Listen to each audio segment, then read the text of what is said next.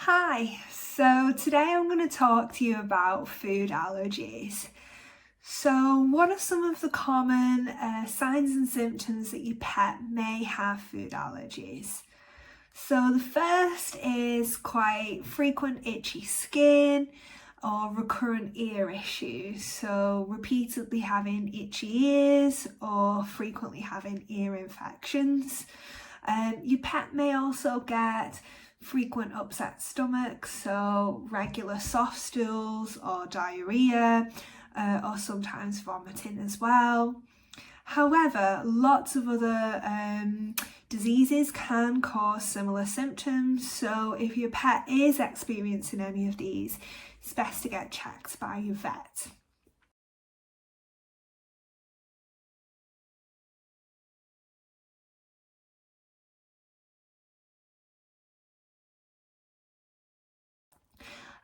What are some of the causes of food allergies? So the first is proteins. They're a very common cause for food allergies. So things like beef, chicken, but also dairy can cause food allergies as well. So can wheat, so like gluten, soy as well, and corn too. So there's quite a few different things that can cause food allergies.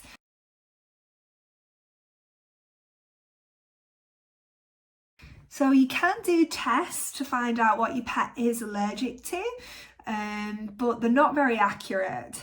The best way of finding out what your pet is allergic to food-wise is to do something called a food trial. Now, food trials should always be guided by your vet, so talk to them first. If your pet has any medical conditions, then again, talk to your vet and discuss how to do a food trial. And food trials are only for pets that are fully grown. So not puppies or any pet that is not fully grown yet. So the first way to do a food trial is to use something called a hydrolyzed diet. Now, a hydrolyzed diet is something where often the protein has been broken down so much that pets are not allergic to them normally. They don't react to them. Sometimes the carbohydrate is also hydrolyzed, but it's often the protein just because that's most commonly what pets are allergic to. You slowly move them onto this food over kind of a week to 10 days. So you slowly wean them onto the food each day, a little bit more and more of the hydrolyzed diet and a little bit less and less of the diet that you currently have them on, so that by day 7 to 10, you're only on the new hydrolyzed diet. And then you need to keep them really strictly on this for kind of 8 to 12 weeks. So no treats, no human food, no supplements unless advised by your vet, no flavoured dog or cat toothpaste, no flavoured worming tablets. If you have to give your pet treats, try and treat them with that food. Or if you're using like dry hydrolyzed food, you can add a bit of water, shape them into shapes and bake them so that it feels like a treat, but it's the same food. So, and you keep them really strictly on that for 8 to 12 weeks. You can do a diary as well so that you can see how well their itchiness is going or how often they're still getting soft stools or an upset tummy. And then at the end of that 8 to 12 weeks, if there's been a really notable difference in your pet, and they're a lot less itchy, the stools are normal, or it's very very infrequent that they have soft stools, then that may then mean that your pet does have a food allergy. If, however, there's been no real difference, your pet is still very itchy, or then that may mean that either your pet doesn't have a food allergy or your pet has food allergies and environmental allergies. So they're still exposed to something in the environment that isn't food that they are still allergic to, so they've still got the symptoms basically. If you want to learn more about environmental allergies, you can go over to my other video on environmental allergies and learn a little bit more there. So after that 8 to 12 weeks, if you have found a difference and it's been positive, then you can then start to test with different foods one at a time, different ingredients, to try and find out what your pet is actually allergic to in regards to food. So we normally start with proteins, as that's the most common thing that your pet can be allergic to. So for example, week 1 to 3, you could just add chicken to the hydrolyzed diet, so plain cooked chicken.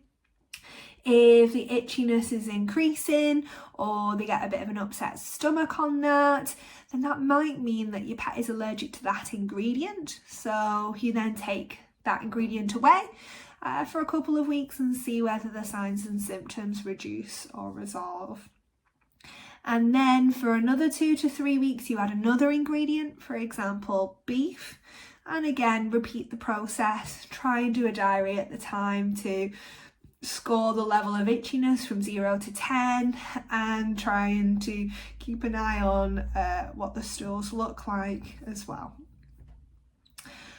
The other way of doing a food trial is to put them on what's called a novel protein source and potentially a novel carbohydrate source. So what that is you give them a protein that they've never experienced before, for example, something like venison or something like that, and potentially a carbohydrate that they've never experienced before, for example, sweet potato. Both of these things need to be, safe for a pet. And then you feed them solely that, a bit like a hydrolyzed diet.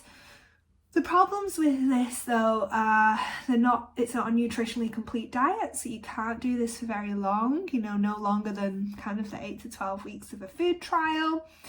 It can be quite difficult to find a protein or a carbohydrate that your pet's never eaten before. You kind of have to think back to every single thing they've ever eaten. That includes treats. Most likely they've probably had a food or carbohydrate along there somewhere. It can just be quite difficult for them to get the correct amount of energy. Like I say, it's not nutritionally complete. So I would say it's more ideal potentially to do a hydrolyzed diet, because you know that they're getting everything they need in that food, and it doesn't matter if they've had that protein before, because it's been broken down into small parts so that your dog doesn't react to it.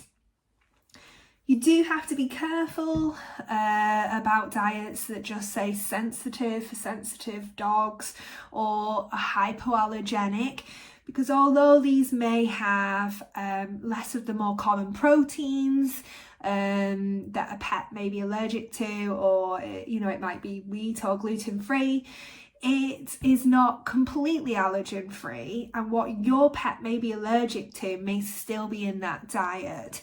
So it is better to do hydrolyzed food trial diet to find out what your pet is allergic to. I would always recommend speaking to your vet just on their advice on how to do it, and they can give you some product recommendations as well. Now that's a way of finding out food allergies, but then pets are often allergic to more than one thing. They may be allergic to something in the environment as well, or there may be other reasons for them being itchy. So have a little look at some of my other videos that might be able to give you a little bit more information as well.